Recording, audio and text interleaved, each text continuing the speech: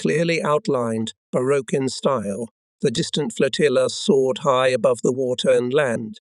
Snow-white clouds floated slowly across the vast Ukrainian sky.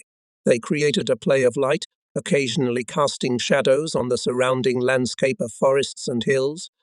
At the edge of a small forest stood a peasant's cart, and in it was a huge barrel filled not with wine, but with something much more valuable: water.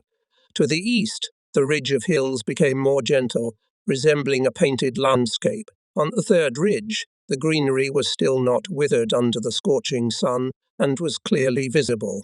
The fourth ridge was hidden behind a blue veil. Between them the Dniester carried its waters. Here and there lorries were moving, climbing up the hill and then disappearing again into the hollow. Smokes were rising between the trees. From somewhere above, the sound of a flying aeroplane could be heard. In reality, this peaceful landscape is a battlefield. German troops are trying to force the Dniester. The wind is blowing from the west, so from the edge of the forest does not come the rumble of artillery cannonade, although the river is only 4 kilometers away. In the forest, the medical unit has set up several tents, camouflaged with spruce and acacia branches. The acacia has already begun to dry.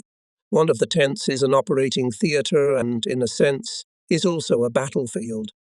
At the mention of an operating theatre, one involuntarily recalls the snow-white floor, tiled walls, a large window covered with frost, the gleaming steel of an operating table with a large lamp burning above it, nickel sterilizers, surgical instruments. All these attributes are necessary to avoid infection, to get rid of pathogenic germs altogether. No unsterilized or disinfected instruments should touch a wound. In a field hospital, which is usually located some distance from the front line, it is quite easy to create all the necessary conditions, but this is not so easy to achieve in field surgical hospitals, which open medical companies right on the front line. The fate of a wounded man depends mainly on the surgeon into whose hands he has fallen. With every hour that passes from the moment of wounding until he is given first surgical aid, his chances of being saved diminish. An abdominal wound after 2 hours may be operated on with a good chance of success, but after 12 hours there is little chance of saving the wound. It is therefore of the utmost importance to locate a field surgical hospital as close to the front line as possible, even if it happens to be within range of enemy artillery. On the other hand, however, there is no point in showing unnecessary heroism and placing it so close to enemy positions that it can easily be destroyed. At the very beginning of the war, the division headquarters issued an order regulating the rules for the location of field surgical hospitals.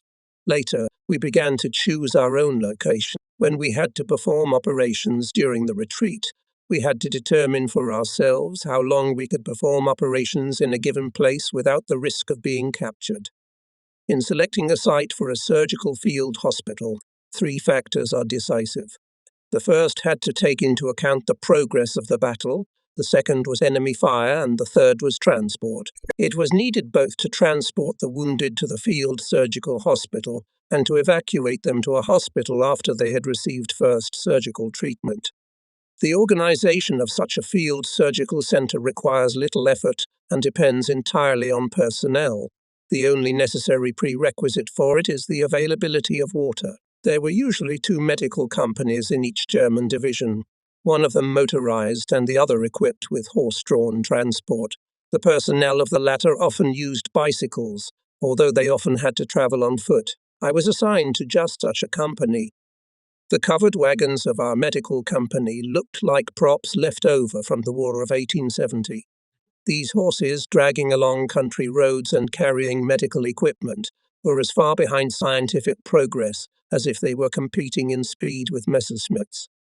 The floor of the operating tent was nothing but black, slightly damp Ukrainian soil. The sloping sailcloth walls were thickly swarmed with flies. There was no window with frost-covered glass, but only a triangular opening that served both as an entrance and an exit. This opening had to be covered with a blanket to protect it from flies. Sterilization of instruments was carried out on an alcohol burner. The lighting lamp was powered by a battery. The instruments and other equipment were complete and up to date. Nothing was lost in the covered van that served as a dispensary. In charge of this van was Sergeant Kinzel. Although his surname had Swabian roots, Kinzel had been a brewer in Berlin before the war. He was a first-class organizer and had an innate gift for planning ahead. Never once, whether during the offensive or retreat, whether we were on the bridgehead or in the cauldron, whether during the fly-infested, sweltering Russian summer or during the icy Russian winter, was there a time when Kinzel did not have the right medicine at hand. From him no one ever saw any display of insane bravery, but he was a responsible, reliable man. Hundreds of wounded men must be grateful to him for their rescue. We had to operate in this place for 3 days, for it was 3 days that it took to break through Stalin's line. How miserable this tent in a small forest on the bank of the Dniester seemed then, but later I often remembered about it.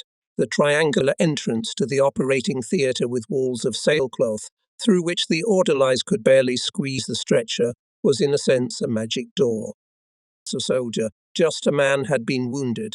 He had been wounded during the attack, and in an instant had become completely helpless. Until that moment, all his energy had been directed towards moving forward, towards fighting the enemy. He had been so immersed in everything that was happening that he had no time to think about himself. But now he was left to himself. The sight of his own blood made him immerse himself in his own problems. Just a moment ago, he could have changed the course of history, and in another moment he won't be able to help even himself. A few hours later, night falls upon the land. Terror overwhelms him. Is he destined to die of blood loss? Will they find him? Will he not be wounded again? Will the Germans not retreat? Will he not be captured by the Russians? An eternity passes until a few soldiers drag him back the shortest way possible. Here, in a crater from an artillery shell explosion, or in a hastily dug trench. There is a first aid station. There is a regimental doctor. The wounded soldier is bandaged, splinted and injected to relieve his suffering. He is then laid down on an empty seat, left to wonder whether he will be able to get out of here. Finally, he is about to be sent onwards and loaded into an ambulance. He ends up among many other injured people, lying in semi-darkness. The tense silence is broken only by the moans of those around him. After a long period of time, the paramedic reappears. From the moment the patient gets into the bright circle of light of the operating lamp, he ceases to be just a miserable, dirty, blood-stained, helpless body here on the operating table, again becomes a person who is cared for and provided with all the necessary assistance.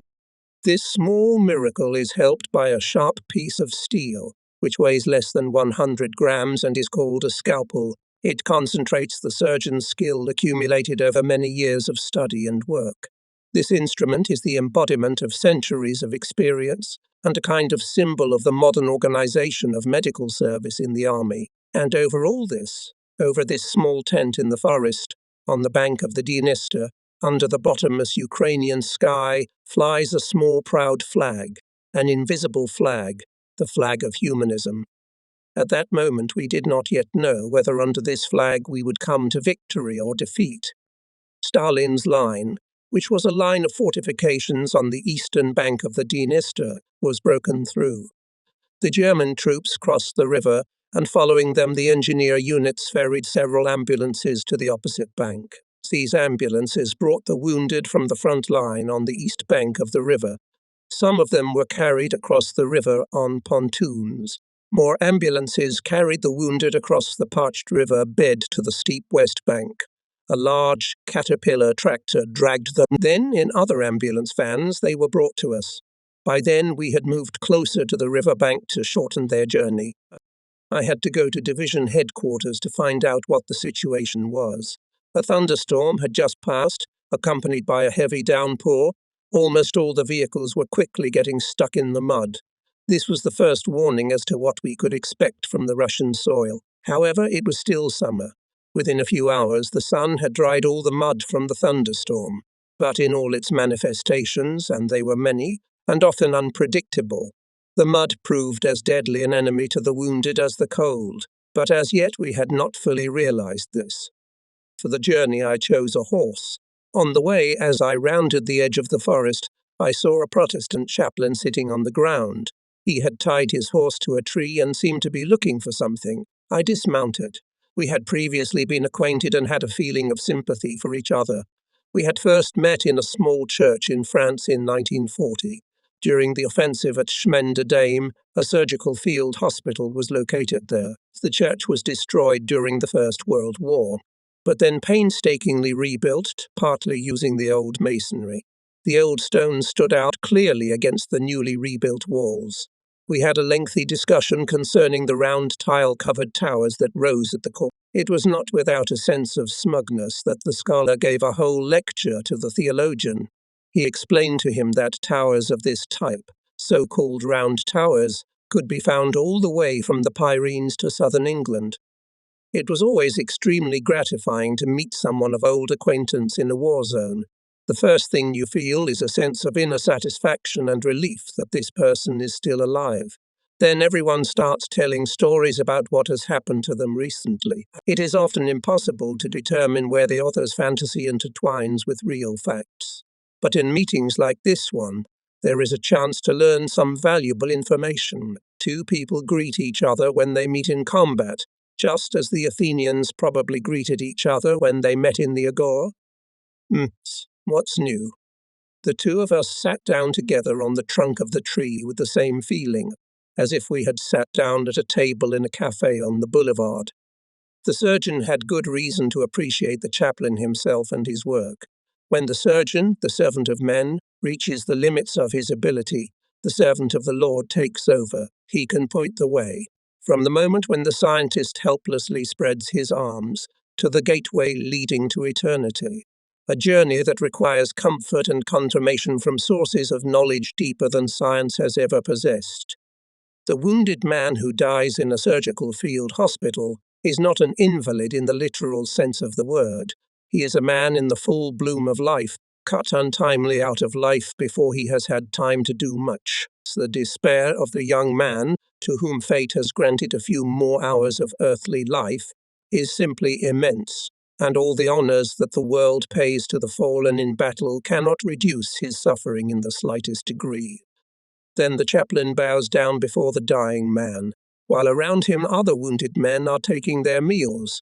He has nothing in his hands but the book which gives real consolation. Very often I have admired these ministers of the Lord. To many they have brought comfort in their last hour. Even now I do not know exactly how to relate the story the chaplain told me at the time. On the previous afternoon, the attendant in charge of the food store had been brought to us. A stray shell, a few kilometers from the front line, had blown off his left arm and shattered his left knee. He was a completely harmless man.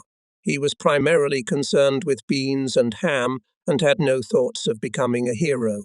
We did all we could to stump his arm and amputate his leg. He didn't even lose very much blood. Sometimes when a limb is torn off, the walls of a blood artery narrow and are occluded by a blood clot which dissolves after a while. But the patient, this peaceful man, who had so suddenly fallen into the arms of death, had experienced a violent nervous shock. The state of nervous shock accompanying a wound is well known to physicians, and it is easy to define. It is an organic disorder of the nervous system, which leads to problems in blood circulation, interruptions of the pulse, muscle contractions, and to the failure of some other functions of the body. All these disorders are related to the functioning of the brain. Despite our best efforts, we were unable to bring the patient out of this condition. When I set out, he was dying. He asked the priest to send the watch he had to his wife as a gift from her. He wore it on his now lost left arm. He described the exact spot where he had been wounded. It was the very edge of the woods where we were sitting. It was the last wish of the unfortunate man who met death in the care of the storehouse entrusted to his care. Both priest and surgeon set about searching for the shell crater. This proved quite easy, for fallen trees lay all around. A crow was perched on the severed arm. The clock was still running. When I reached the division headquarters, I found the chief of staff sitting on a small folding chair. He was just having breakfast of ham and beans, taking them out of a tin can. The major of the general staff was a person of importance enough, but this great man had a friendly disposition, and there was a good reason for that. From the command's point of view, having first-class medical care for the wounded helped keep morale high among the troops. In addition, this shrewd man realized that no one would give him more reliable information about the real morale of soldiers than a field surgeon. The lightly wounded were always quite talkative, still full of the impressions of the horrors they had just experienced. From the scraps of information which usually reflected the situation on a tiny section of the front, and from the manner in which people talked about it, an experienced listener could always get a clear idea of the prevailing mood. The Major asked me just about this, and I also shared with him some of my personal impressions. The success of the offensive had encouraged the men and inspired them to new and even greater feats. Then I asked the Major about the small village of Golokani, located on the right bank of the river, where we were going to transfer our field surgical hospital. He smiled approvingly. The village was just near the crossing built by the division units. He had already given orders for a bridge to be built there. Then he looked at me and somewhat ironically said, "But Timoshenko is firing his heavy guns at it." On such occasions, decency demanded that one of the interlocutors should shrug his shoulders and say, "So why can't we destroy them?" The guns are about 20 kilometers from our positions and are so well camouflaged that aerial reconnaissance cannot detect them. We've sent for a unit equipped with sound-catching devices. Tell me, who is he, this Timoshenko? That's when I first heard about Marshal Timoshenko, who was said to command the entire southern flank of the Russian defense, bumping into the Black Sea. The Major had met the Marshal when, as an officer of the Rikmashwiya, he had been sent to Moscow. Timoshenko was a man of brilliant mind, and the Major considered him the best of those commanders that the Russians had. The simple sanity of the little man was nullified by the realization of the greatness of the events which he was able to witness every day, and which baffled him. I expressed my surprise that we had penetrated so deeply into Russian territory without, in fact, encountering serious resistance. The Major laughed. "Say clearly you don't keep a geographical atlas among your medical instruments. Resistance? Why should the Russians stand to the last man on the banks of the Dniester when they can organize a much more effective defense on the banks of the Volga?" He took a map of Russia out of his pocket.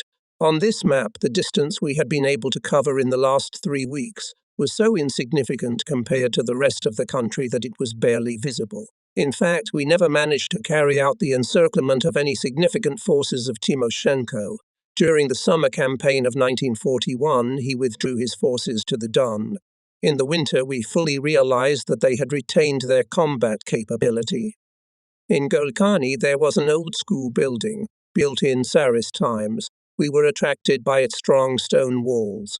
The military builders who had previously occupied the village willingly vacated it for us. There were strict orders that field surgeons should be given priority in the choice of quarters, but this time it was simply out of friendly motives.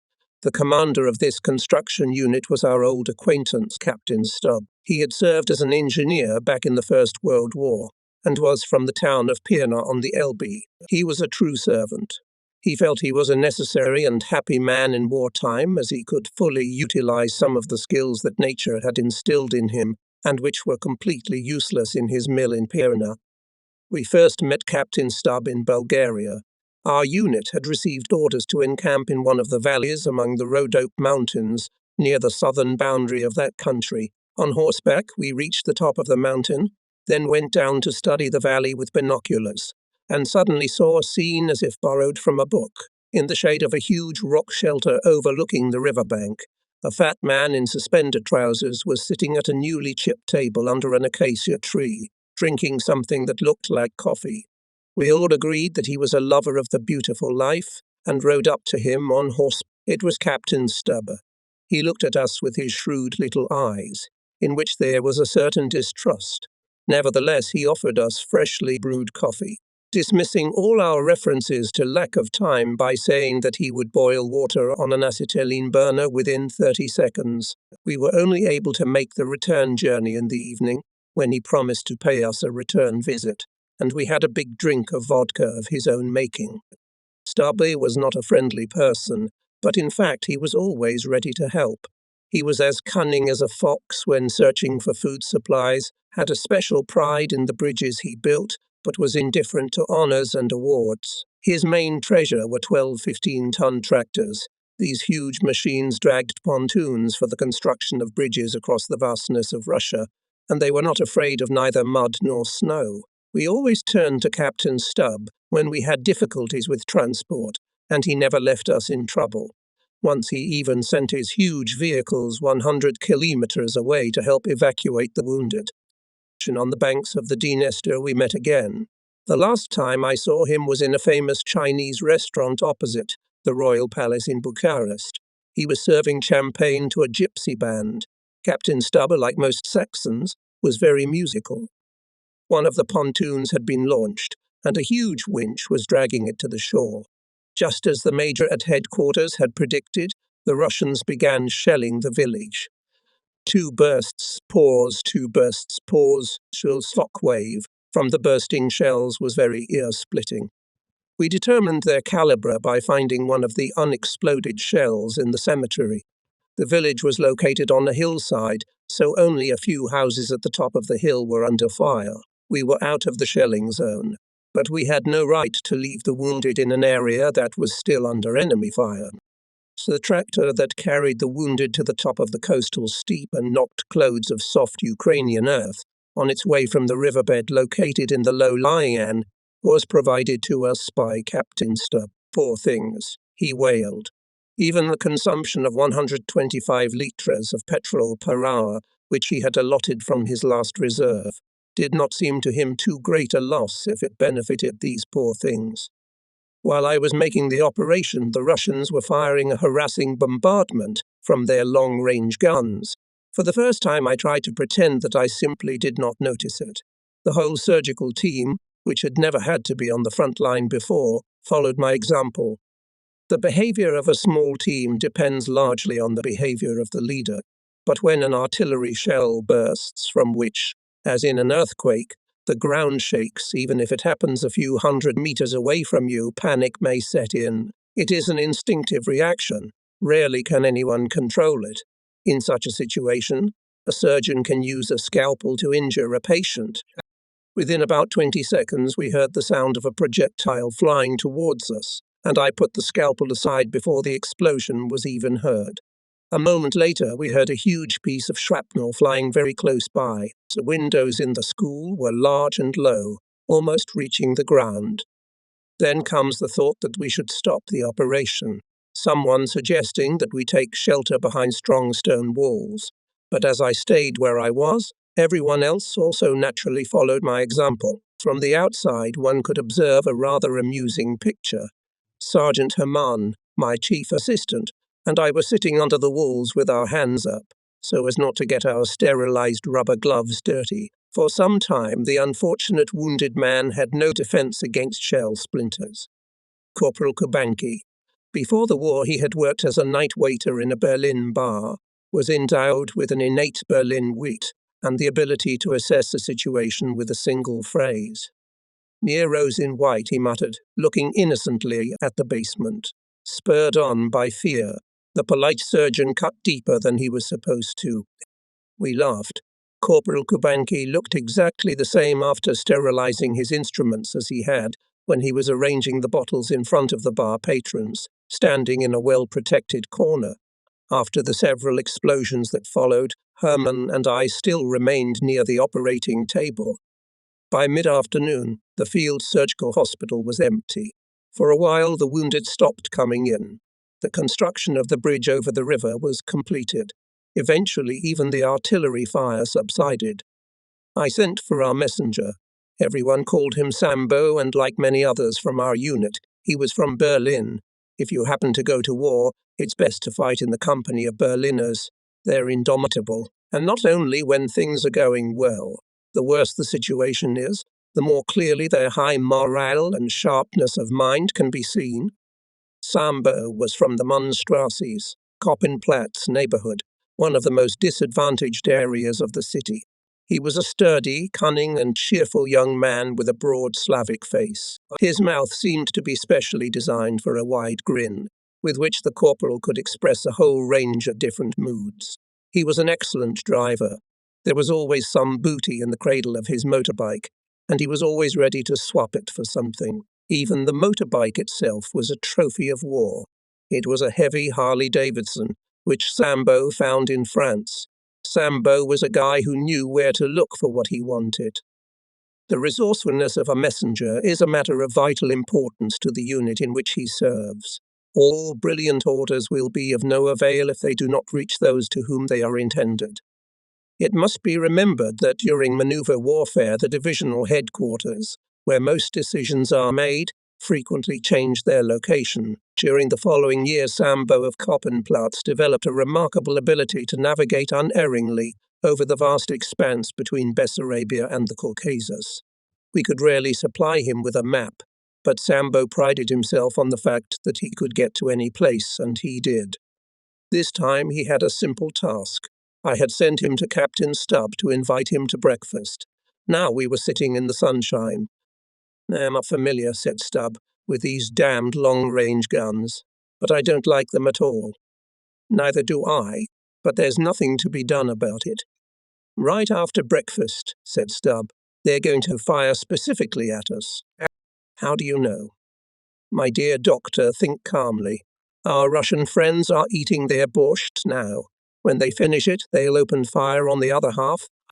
"What's the other half?" "The other half of the shelling sector. In artillery fire, the target is divided into two semicircles. For 2 hours they've been shelling one sector, now for 2 hours they'll be shelling the other sector." This was an apt occasion for Stubb to expound his theory. Sergeant Herman, who had been listening to our conversation, suddenly cut in. "Sambo found a lonely farm south of the village, less than a kilometre from here. It's perfect for a surgical field hospital, plus there's an orchard full of ripe cherries." I was in a stupid position. Captain Stubb is probably right. Artillery fire will make our work much more difficult. Of course, I can always justify myself by saying that the relocation of the hospital was necessary for the safety of the wounded, but I had no orders, only an unpleasant trembling in my knees. That is, I had a feeling called fear. This feeling is familiar to everyone, and everyone knows that others can also experience it, but not everyone talks about it. Fear was a taboo subject. In the end, it was sheer madness to save my face at the cost of losing someone else's life, and only to gain just 1 day, as then I would have to change my location anyway. I gave the order to relocate the field surgical hospital to a farm south of the village. The first thing we did when we got there was to eat cherries, which we ate to our heart's content. Then more wounded began to arrive. We started doing operations again. An hour later, Sambo appeared in the operating theatre and shelled. The old school in the village has been destroyed by a direct hit from a shell. Sergeant Herman and I looked at each other with sour grins. When a shell hit the old school, which had been built in Tsarist times, 3 soldiers near it were seriously wounded. They were assigned to the Stubb pontoon park, so we made every effort to save as many men from death as possible. Young soldiers were favoured over those who had taken part in the First World War. Thanks to the insight of Captain Stubb, who predicted the behaviour of the artillerymen, I earned a reputation for having a sixth sense and being able to foresee approaching danger. Later, this always enabled me to exercise caution in selecting the location of the surgical field hospital. My subordinates, of course, were very pleased that I had such a sense, and I did have it, but it was often only a screen, and the motives for it could be quite different. But that. There is no doubt that it was of great benefit. As we were no longer under fire, we could keep for a short time those wounded whose immediate evacuation immediately after the operation presented well-known difficulties. We received 2 soldiers who had served in an artillery battery, both of whom had been wounded by the explosion of the same shell. One was a handsome young lieutenant who had had the lobe of his left ear blown off, and the other was a corporal who had had his thigh pierced by shrapnel. The corporal had lost a great deal of blood before the regimental doctor at the first aid station was able to apply a dressing to his thigh over the wound, and he was now in a state of collapse. Such shock, or vascular shock, is by no means the same as nervous shock. It is primarily due to a lowering of the pressure caused by a considerable loss of blood. In such cases, blood transfusion is the best remedy. It is done before the operation, as the patient without it may simply not tolerate it. With the help of a special device, blood from a vein in the donor's arm is transferred into a vein in the patient's arm. There is a risk of blood clotting, and air must not be allowed into the blood pumping device, because in just a few seconds an air bubble can cause a blockage in an important blood artery, leading to the sudden death of the patient. This is called an embolism. One is always deeply impressed by the sight of a pale, often yellowed and almost unconscious patient who slowly regains consciousness after this procedure over the next quarter of an hour. The heart begins to beat more vigorously as it receives a large quantity of blood, and it begins to pump it. Gradually, the patient's cheeks take on a normal color. Eventually, he fully regains consciousness and can even take part in conversation. In this case, the young lieutenant served as a donor for the corporal. Their blood types matched. As is usually the case in such cases, after the blood transfusion, the patient who had been wounded in the thigh quickly regained consciousness. Wounds of this type, in which not only bone but also soft tissue is damaged, are the most feared by military surgeons. It is one of the most dangerous wounds as it poses the risk of gangrene. In such a case, the wounded person's life can only be saved by amputation, but this is too high a price to pay. Of course, if the surgeon decides to save the leg and everything goes well, it cannot but be satisfying. However, if he decides not to amputate and then it turns out that he cannot save the leg, the patient's life is at risk. Such a decision is not an easy one to make, but the surgeon cannot shirk it. He must take a clear stand. The most reliable counselor in such cases is usually his own experience, but there is always some element of uncertainty, let us call it the X factor, which usually rests not on reason, but on subconscious instincts. There have been doubtful cases when it has been decided whether a patient should have an arm or a leg removed to save his life, while in other cases such doubts have not even arisen. At the very beginning of the war, we stood on very conservative positions in the sense that we tried at all costs to save the wounded their arms and legs. This cost the lives of many good men. Later, when conditions began to gradually deteriorate, we began to act more decisively. In this case, the decision was easy to make. Examination of the wound showed that the soft tissue damage was not very significant. There was no particular difficulty in treating the entire surface of the wound. We treated the wound and applied a large plaster, leaving a small hole in it through which we could watch the healing process without removing the dressing. In the evening, the attendant told us of the patient's reaction to the measures we had taken. He had come off the anesthetic medication and asked what had been done to him. Naturally, he was very happy that we had not amputated his leg. When he was informed that his lieutenant had provided the blood for transfusion, he calmly remarked, "Oh, now I've got officer blood in my veins. Now I must demand a promotion." After this tirade, he smoked a cigarette and then fell into the sound sleep of a convalescent man. I don't know if he's still alive.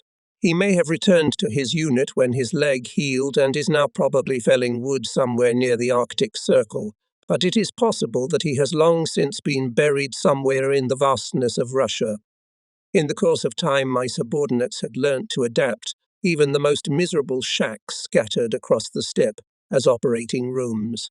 I actually felt genuine admiration and helplessness when I saw the skill with which they did it. The provision of light camouflage has always presented well-known difficulties, although Russian aviation only became a real threat towards the end of the war. A predatory, bloodthirsty bird circled over our heads almost every night and occasionally dropped a bomb somewhere in our immediate vicinity. The soldiers called this nocturnal visitor the planter. It never bothered us much, because the gas burner used for sterilization and the generator that provided electricity for the light bulbs in the operating theatre made so much noise that it drowned out the noise from the aircraft. The door from the improvised operating theatre usually led directly to the street. As a rule, we draped it with horse blankets. This kept the light out of the house when someone left the room or came through the door. But, of course, the opening had to be large enough for 2 orderlies with stretchers to pass through. We always worked under artificial light, and because of this it always seemed as if we were working at night.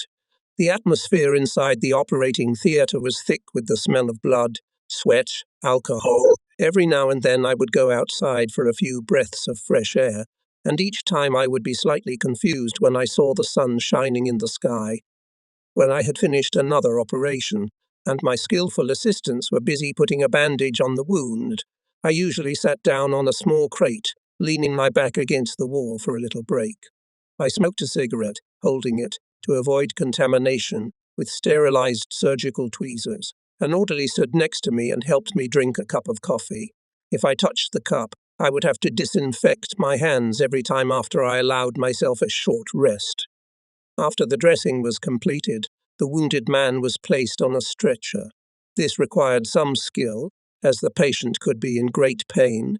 It was usually done by two experienced orderlies who had learnt to synchronize their movements. In our surgical team was Sergeant Meyer. Before the war, he had been a successful retailer somewhere in the western part of Berlin. He had no idea he had a medical aptitude. He had made bandaging a real art, and was particularly good at applying plasters of all kinds. He was a tall, sturdily built man who always maintained an unwavering calmness, and who happened to be a keen football fan. In addition, he was sincerely attached to us.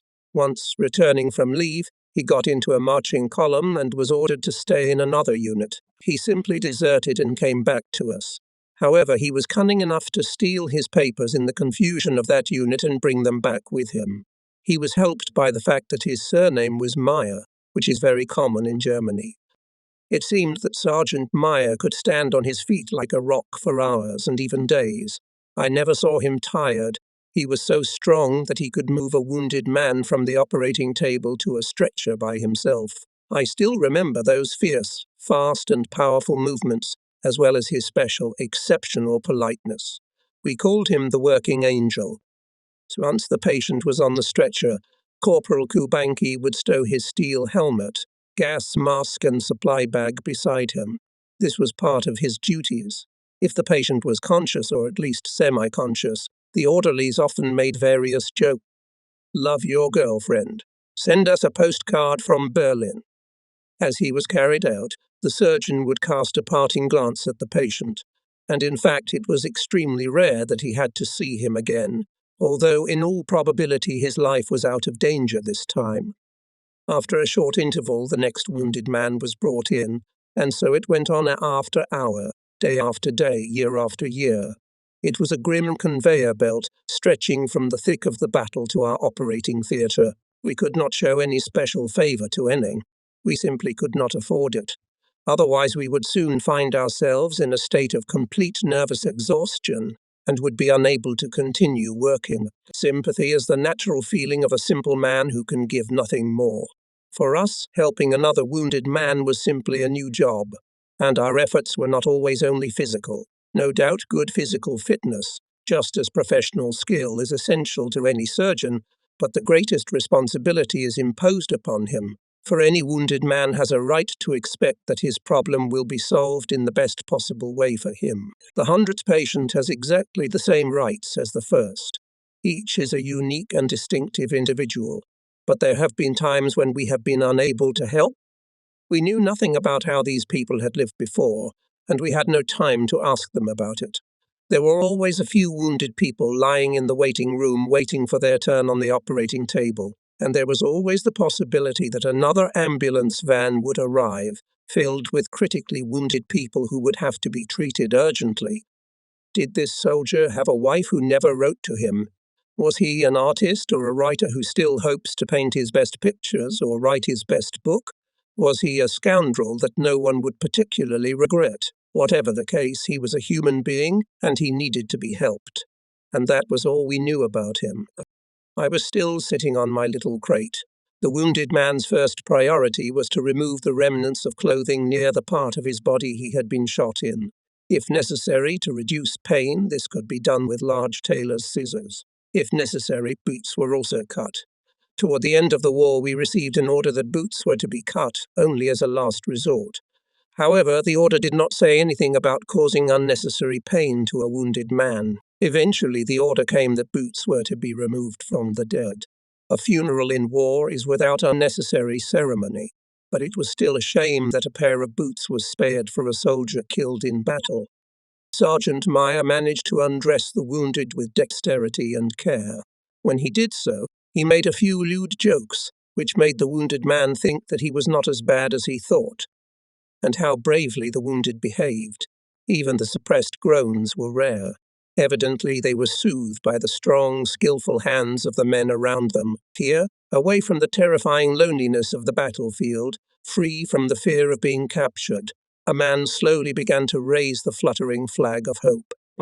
In the operating theatre, my assistant lay down to rest away from the newly sterilized instruments. The anesthesiologist prepares the anesthetic mask. The doctor is examining the wounded soldier, trying to figure out if he needs a blood transfusion. Then the surgeon gets up from his box. An assistant helps him put on rubber gloves sprinkled with powder inside. With a deft movement, he first slips his hand into the right glove, then into the left, and then pulls them tight. The wounded man watches his every move. What does he think of all this? These creatures in their rubber gloves most resemble butchers, and he still doesn't know which one of them is the surgeon, which one of them holds his life in his hands. Then the surgeon looks at him. No. How old are you? When were you wounded? Where were you wounded? You don't get a chance to talk for a long time. There is simply no time for that. But in any case, you can say a few encouraging words to the wounded man. It is very important to instill confidence in the patient. Bandages removed, wound examined. Sometimes the diagnosis is not difficult. Just look at the bullet entry and exit wounds to assess the extent of the damage. The trajectory of a bullet rarely passes through the body in a straight line. This happens only in cases where the fire was conducted at close range, and even then it is not always certain. Sometimes the most unbelievable things happen. I remember a man who was mortally wounded in the center of the forehead. The bullet went through and out the back of his head. By all rules, he should have died, but the incredible thing happened. The bullet went through the skull without hitting any vital centers. And there are many such unusual cases. When the entry and exit wounds from the bullet are found, you must assess which internal organs may have been affected. Some those difficult cases are those where the bullet is lodged in the body. From the nature of the entry wound, you try to determine where it might be. But how far into the body? For reasons unknown to me to this day, it was forbidden to use a metal detector when examining a wound. But nevertheless, I used it often. Any member of our brigade smiled at the moment when, with the help of metal detector, managed to find a piece of metal deeply stuck in the body. But such luck was rare, much rarer than I would have liked. The limbs were the best to heal. At first, the wounded man lay undressed. Even so, I couldn't always find the bullet, but at least we had a chance to dress the wounded man properly, so the people who were part of the operating team, who were always present in complete silence during the examination, over time became excellent diagnosticians themselves. Very often one look at the injured limb was enough to realize that amputation was not an option. What was really difficult was to make a decision in doubtful cases, for example, when dealing with severely injured limbs, to save or to amputate. The biggest challenge was injuries to the abdomen, chest, back and neck. In such cases, the use of a metal detector was especially necessary. All available diagnostic methods had to be used. There was a well-defined and well-developed procedure for this purpose. First of all, the surgeon recorded all external signs: the condition of the bullet entry and exit wounds, facial expression, sensitivity to pain, abdominal firmness, rapid breathing, and the like. This allowed him to make a tentative diagnosis. He then tried to find other symptoms that would allow him to determine whether the provisional diagnosis was correct. Based on the totality of the symptoms, he would make a final diagnosis. To do this, he must consider all possibilities, but he must also choose only one of them. This requires a high level of concentration and the ability to navigate freely through the accumulated knowledge of modern surgery. In some ways, his labor can be compared to a radar searching for a tiny plane in the stratosphere. The real skill of a surgeon in wartime is also manifested in the fact that you have to gather strength 20 times a night, even though you may be in a state of complete physical exhaustion. A surgeon has no right to shirk his duties. He must start performing them immediately. Otherwise, in a few minutes, his scalpel may no longer be useful. This can cost the life of a brave man who did not have the opportunity to choose who would operate on him. Successful and unfortunate diagnoses. In those dirty, dusty huts scattered across the vast Ukrainian steppe, I remembered with gratitude the surgical lessons of my old teacher. He taught us to be ruthless. He also taught us that a surgeon must have the courage to cut the Gordian knot when necessary. He must have the courage to admit his mistake. Medicines, painkillers, please. I have probably handled thousands of wounded men, but I remember only a few of them clearly. The wounded man seems to emerge from the terrifying darkness in this small, brightly lit shelter, but the surgeon addresses him with only a few words. He looks at the wounded man's face for only a few seconds. Then an anesthetic mask is placed over the patient's face and covered with sterile towels. He becomes a mere case with a definite set of symptoms to be studied carefully, thoughtfully, and evaluated scientifically. The primary purpose of all this is to save a human life. Preserving his physical data to the greatest possible extent is a secondary objective. Let us turn again, for example, to the question of whether a limb should or should not be amputated. There are clear cases when a limb is badly damaged, and there is no other choice. There are also clear cases of a different kind, when the injury is mild and the question of amputation simply does not arise, even if the joints are damaged. The joints are the most susceptible to infection, but there are doubtful cases where it is not clear whether amputation should be performed. That said, a surgeon who has the goal of saving as many of his patients' lives as possible may amputate many limbs that could have been saved. A careful surgeon will save patients' arms and legs that another would have amputated without a shadow of a doubt, but over the course of his career, he will lose many who might still be alive. We have all met someone in our lives who has stated, "The doctors wanted to amputate my leg, but I refused. Look, my leg is intact." That story always makes surgeons look bad. The other kind of story you won't hear, it's a man who could have told it is dead. He refused an amputation, and it cost him his life. Clearly, the patient's zest for life and good humor are important factors in surgery. At times, the surgeon can afford to take risks in reliance on the healthy optimism of the injured person, although it would certainly be wrong for the surgeon to try to absolve himself of responsibility in this way. The despair of losing a limb increases over time. The decision not to live with a mutilated body is fleeting, but death is eternal. To all these considerations should be added another feature of surgical operations in wartime, which is very different from the conduct of such in peacetime. The question of the situation at the front, the question of whether to operate or not, depends not only on medical indication. The tactical situation also plays an important role. Surgery during the offensive is very different from surgery during the retreat. Surgery in summer is not the same as surgery in winter. During an offensive, the active opposition of the enemy gradually diminishes. The enemy tries to withdraw his artillery to safety. His air cover is engaged over the firing line, or he tries to prevent the enemy from concentrating his forces. You can leave wounded at the assembly point, and they will be treated after a short transport as field hospitals also advise. During the retreat, however, the enemy's firepower is constantly increasing. The wounded have to be evacuated at once. The surgical field hospital must be prepared to move in the hour of approaching danger, often unable to resolve the tragic dilemma of whether or not to abandon the wounded. From an ethical point of view, the right thing to do in such a situation would be to stay with the wounded. But in practice, this means the loss of hundreds of lives. A division that loses one of its two field surgeons will soon face certain difficulties. The second of the remaining surgeons will not be able to make up for this loss, as it is already working at the limit of its capacity. In summer, it is not so difficult to save a wounded limb with impaired circulation, but in the cold the limb becomes inflamed, and gangrene soon occurs. When evacuation from a surgical field hospital to the rear is postponed several times, temperature becomes a vital factor which can have exceptionally grave consequences for the wounded.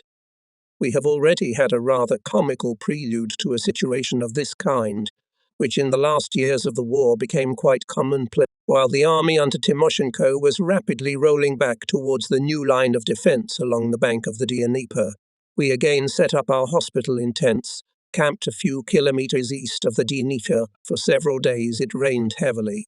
Almost all the vehicles sank in the mud, and we reported every day to our superiors in the army corps that from 70 to 100 wounded were sent to the rear.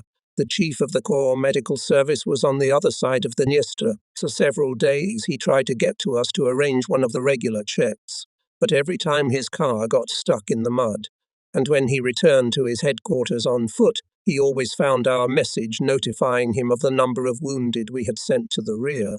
Eventually he did turn up at our field surgical hospital, and in very bad spirits. The hospital was empty except for one patient, whom we had carefully concealed. In keeping with strange army psychology, our company commander, who had made the evacuation of the wounded very successful, received no thanks. Instead, he received a rocket, or to be more precise, a whole salvo of them. The Chief of Medical Service of the Corps asked with what vehicles we evacuate the wounded. We realized that he did not trust the figures we were telling him. Naturally, this miracle was only possible thanks to the tractors that Captain Stubb provided us with, but we promised the captain that we would not tell anyone about it, and we kept our word. This was not for selfish reasons. There was no doubt that if we revealed our secret, the Corps Medical Chief would be constantly trying to borrow tractors from the commander of the pontooners. The immediate consequence of this would be that Captain Stubb would simply stop giving us tractors. Our ability to ignore absurd orders increased rapidly as the war in Russia continued. But at that time, Captain Stubb still had to rigorously follow all orders. We could have lost his kind assistance, and there would have been nothing to replace it. So we kept our mouths shut.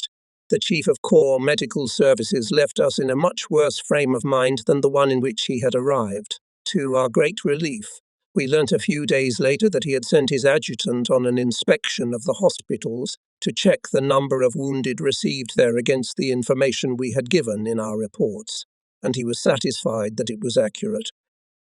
Captain Stubb was quite pleased that the story ended in this way, and in his joy ordered a couple of pigs to be slaughtered, and then treated our whole company to boiled meat, and to top it off there was also beer.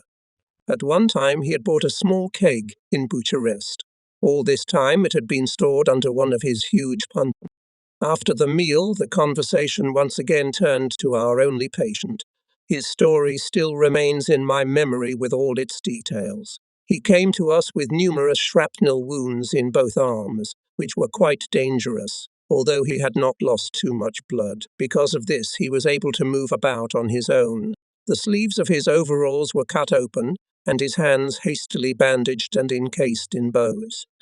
As mine fragments are usually large and sharp-edged, they can cause considerable damage to soft tissue. The edges of such wounds always appear lacerated, and in such cases the threat of gas gangrene is particularly high. GS gangrene is caused by an anaerobic bacterium that multiplies only in the absence of air, releasing gas into the soft tissues, which quickly leads to their decomposition.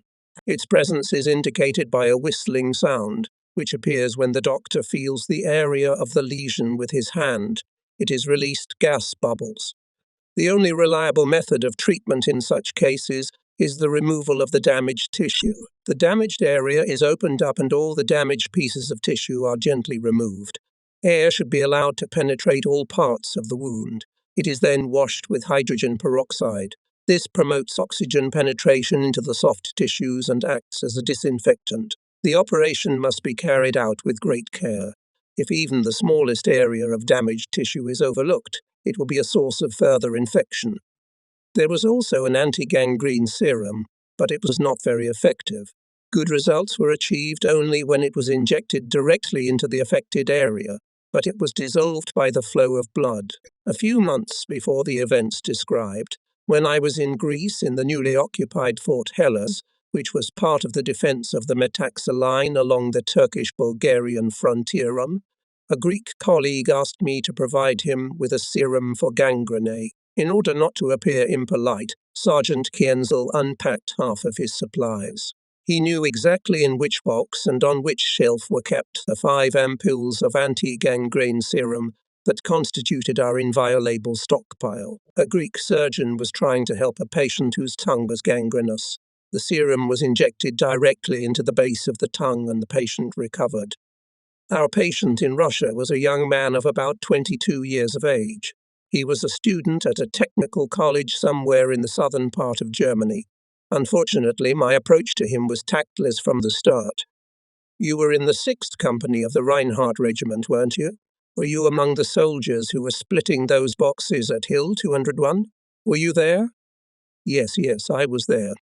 It was a real scorcher out there. This story of the unparalleled bravery of a small group of infantrymen became a legend in less than a day. The wounded man looked at me in silence. Then he looked at his bandages. I still didn't know what lurked beneath them. Suddenly a feeling of shame swept over me. It was easy for me to talk and think and feel within normal boundaries. Probably he had no more hands. He had them, but what a sight they were! After a thorough examination, which was very painful, but which he endured stoically, it was found that both his hands were so mutilated that they had to be amputated. But just imagine what it means for a young man to lose both hands, and as a student, and at the age of 22. The thought suddenly flashed through my mind that he would never be able to hug a girl. The student was carefully watching my actions. He gazed into the expressions of our faces with the kind of discernment of which man is capable only in moments of supreme tension. Sergeant Hermann immediately understood how to behave. We glanced at each other. Although our facial expressions were impenetrable, the student understood everything. We told him that we would do our best. The student nodded in agreement. Then we proceeded with the operation. First, I took care of the left arm. As soon as I assessed the extent of the damage, I realized that the situation was hopeless, and this despite the fact that the blood circulation in the arm was preserved. The part where the numerous nodes connecting the various arteries were located survived, but both of the main arteries were damaged. Most of one of them was lost altogether, so that I could not even make an arterial suture. But even if I had been able to do so, the prospects were still very bad. I had cut the left forearm about halfway down. The chances of saving the right arm looked a little more optimistic. At least only one of the 2 main arteries was injured. If only the right arm had been injured, its significant damage and the consequent threat of gas gangrene would have forced me to amputate it, especially since the arm would still be semi-paralyzed. In this case, however, the situation was not quite hopeless. I had to try to save it. The patient felt well after the operation. However, he remained silent in a state of melancholy. Sergeant Hermann looked after him. Hermann had a great innate kindness and courtesy, and he was old enough to be the student's father. His main profession was that of a hospital orderly, so he knew a little about surgery. He was sturdy on his feet, and if you compared him to an aeroplane, he was, so to speak, a Junkers 52, an old, slow anti-U transport aeroplane. Some of the slowness, however, was simply a reflection of the peace that reigned in his soul, as well as his exceptional reliability and self-confidence. Sergeant Hermann looked after the student as if he were his own son. Our whole brigade watched his recovery with interest. The stableman, rough but loyal man, brought eggs and chickens. Sambo organized a supply of honey and wine. The company commander asked the divisional chaplain to come. The Holy Father had a long conversation with a student. The student wanted to talk to him. Usually he sat silent, immersed in gloomy melancholy. But we did not evacuate him to the rear. He could have been left without medical attention for hours on this journey. Sergeant Meyer freed the student's fingertips from the bandages to facilitate blood circulation in them. The next day they were warm. The student was even able to move them a little. Everything seemed to be going well. On the 3rd day, Sergeant Hermann came running with disturbing news that a student had tried to commit suicide with a hand grenade. He had only failed to pull the pin due to his poor condition. On the fourth day, he suddenly developed a high fever. Gangrene began to develop despite all the precautions we took. We were compelled to amputate the infected part of his right arm, just above the elbow, all this being done to save the life of its owner, to whom it had now lost all meaning. Soon we received orders to move forward. We were forced to leave our patient behind. I never heard from him again. However, the members of our surgical team realized from this example that even 100 successful operations are devalued by one such failure.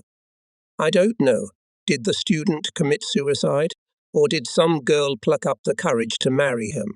And didn't he repent of it afterwards? The legend of Altitude 201 was created at the cost of a young man's desperation.